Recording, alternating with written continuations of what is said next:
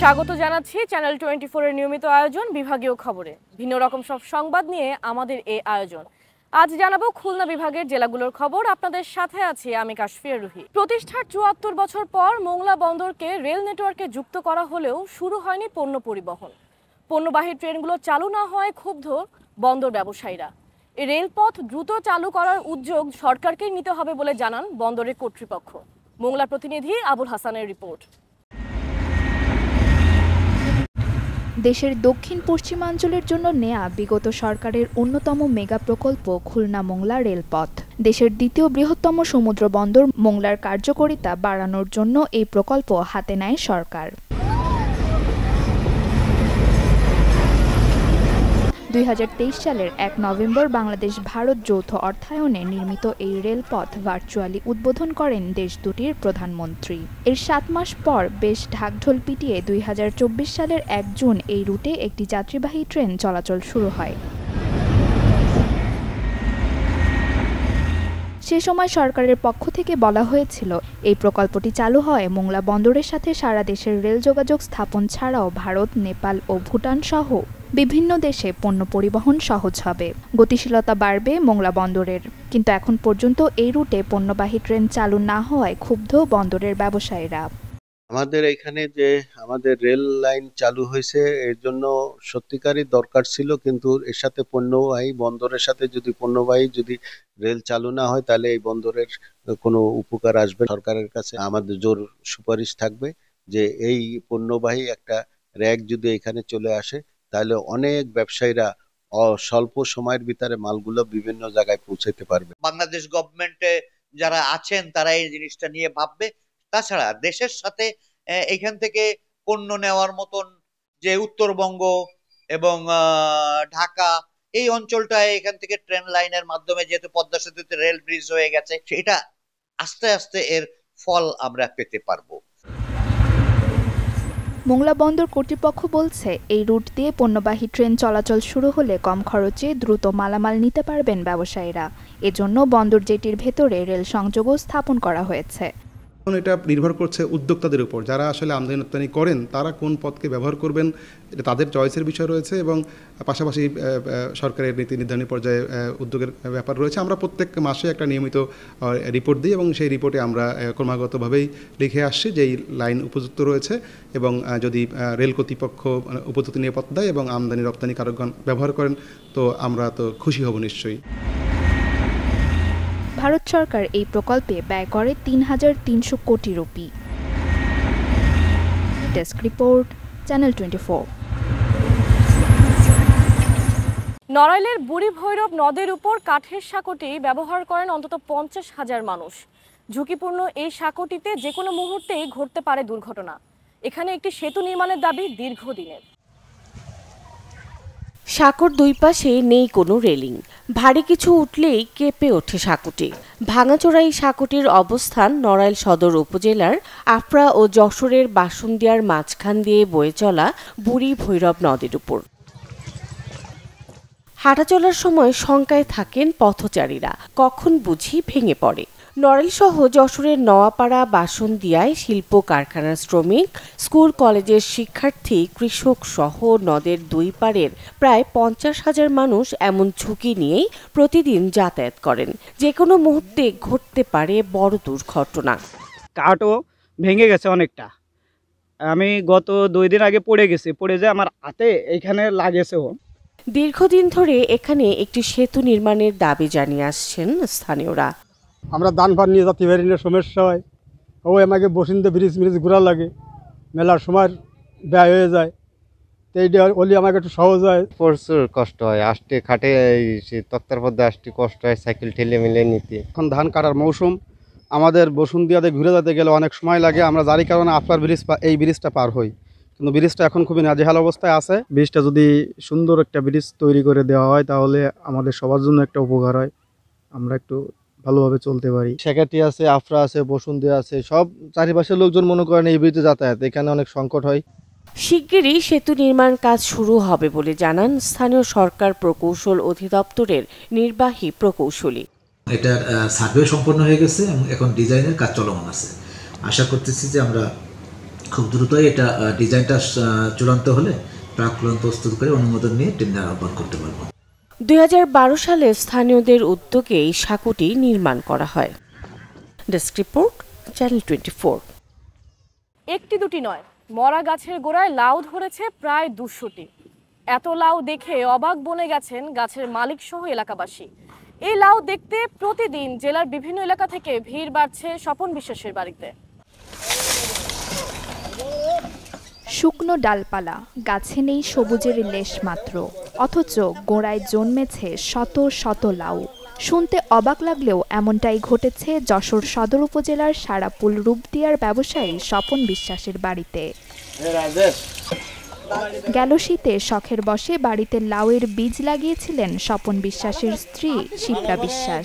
মৌসুম শেষে মরে যাওয়া গাছটিতে হঠাৎই 2 শতাধিক লাউয়ের ফলনে চাঞ্চল্যের সৃষ্টি হয় পুরো এলাকা জুড়ে। অবিশ্বাস্য যে এরকম কোনোদিন এক জায়গায় এত লাউ একসঙ্গে দেখা যায়নি বা যায় না।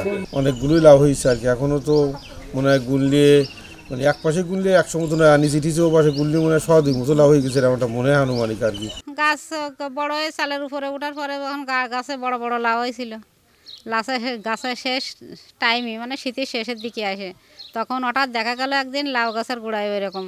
আগে তো বুঝতে পারিনি, নেট দিকেরা ছিল, পরে হঠাৎ একদিন দেখি ওই লাউ গাছের গোড়ায় এরকম ছোট ছোট লাউ অনেকগুলো। তারপরে আস্তে আস্তে এখন তো 200-এর উপরে।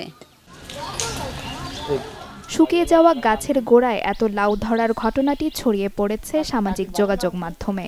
ফলে প্রতিবেশীদের পাশাপাশি দূর দূরান্ত থেকেও মানুষ আসছেন এই লাউ দেখতে। এই যে লাউ এরকম আগে কখনো দেখিনি, এ প্রথমেই দেখছি। আমাদের শুধু এই এলাকার না, টোটাল যশোরের একটা বিরল ঘটনা, এবং এত লাউ ইতিপূর্বে কেউ দেখেছে কিনা আমরা জানি না, বা আমরাও কখনো সেটা দেখিনি।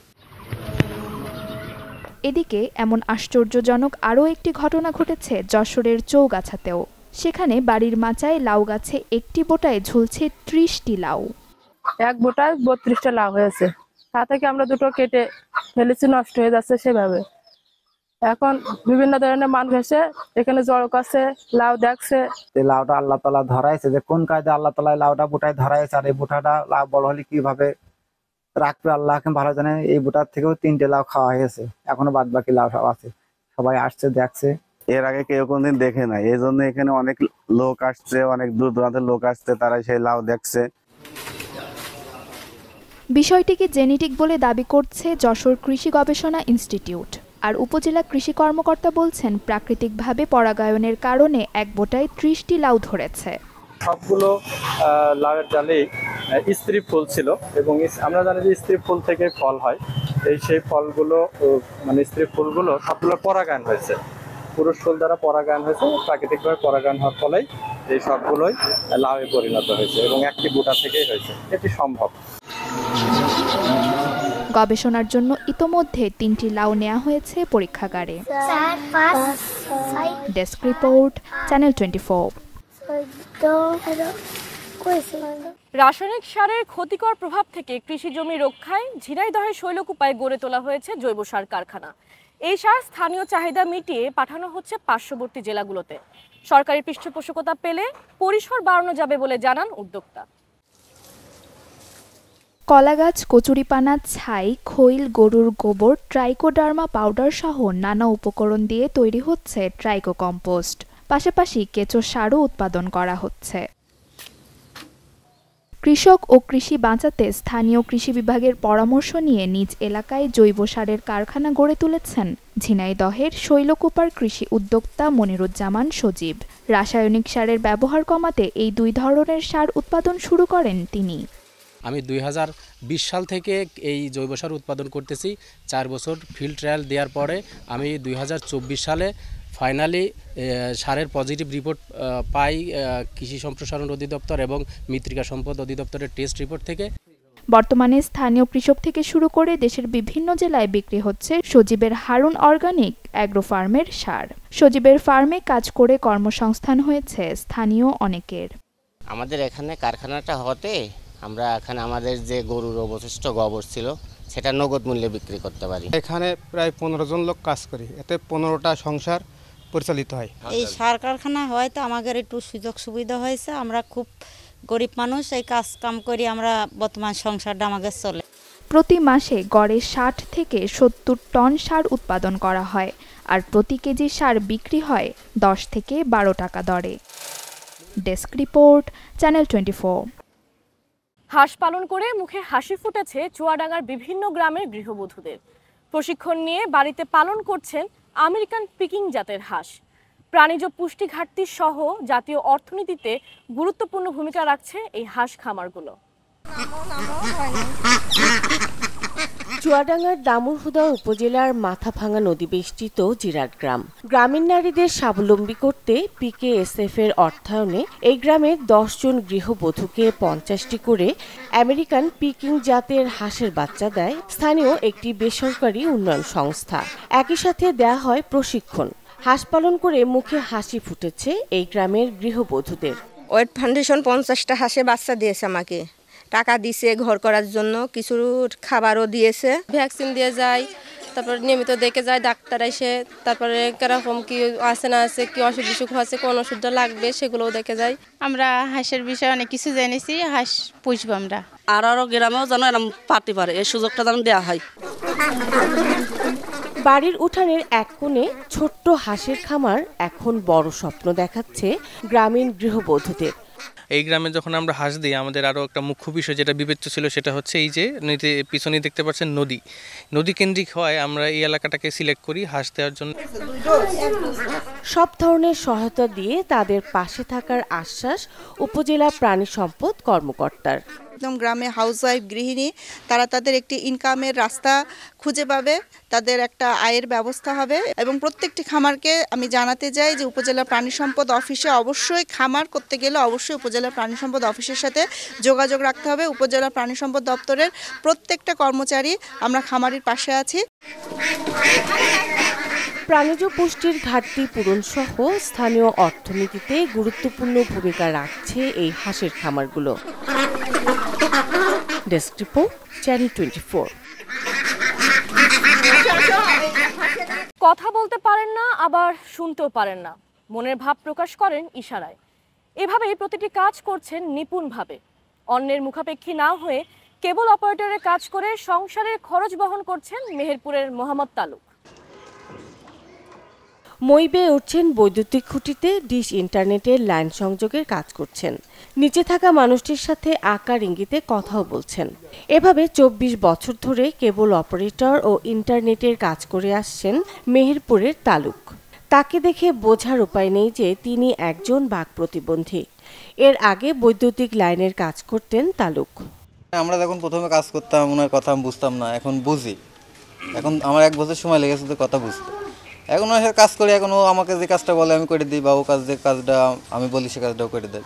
ওর এতটাই প্রতিভা, এতটাই জ্ঞান যে ওই ইলেকট্রিক মিস্ত্রিদের যে কাজ, সেই কাজটা খুব দ্রুত সময়ের ভিতরে ও এই কাজটা শিখে নিল। শিখে নেওয়ার পর ও ইলেকট্রিক মিস্ত্রি হয়ে গেল। অর্থাৎ আমাদের আমজুপুর এলাকায় ইলেকট্রিক মিস্ত্রি হিসেবে ওর একটা ভালো নামডাক হয়ে গেল। 3 ভাই ও 1 বোনের মধ্যে সংসারে তালুক ছোট। অভাবের সংসারে তালুক প্রতিবন্ধী হয়ে জন্ম নেয় চিন্তায় পড়ে যায় পরিবার। কিন্তু তালুক স্কুলে না গেলেও নিজ থেকেই বই পড়া ও লিখতে শেখেন। বিয়ে করেন মালা খাতুনের সাথে। অন্যের কাছে হাত পাতা নয়, নিজ কর্মগুণে এখন সফল তালুক। তাকে নিয়ে গর্ব করেন পরিবারের সদস্যরা। আলহামদুলিল্লাহ আমি আছি, আমার সমস্যা নাই, আমি ভালো আছে। ওর এই সমস্ত যে আমি বুঝতে পারবো না, আমি চলতে পারছি না, এরকম কিছু নাই। ছোটবেলায় ওনার যখন ছোট ছিল তখন ইশারায় কথা বলতো, আমরা ডাকতাম, কথা বলতাম, তো ছোট ভাই হিসাবে ডাকতাম, তালুক তালুকে ডাকতাম।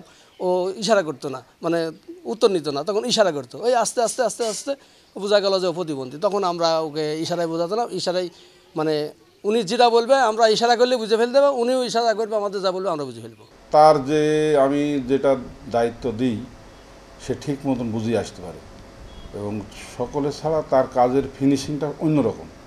সে কাজ যদি অল্পও করে, কাজের ফিনিশিংটা সে ভালো করে।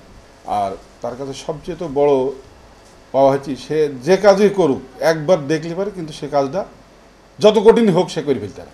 প্রবল ইচ্ছা শক্তি থাকলে অসম্ভবকেও জয় করা সম্ভব। সমাজে তার উজ্জ্বল দৃষ্টান্ত তালুক। Desk report, channel 24। এই ছিল আজকের বিভাগীয় খবরে। আগামীকাল নতুন স্বাদ ও ভিন্ন গল্পে আবারও হাজির হব, সাথেই থাকবেন।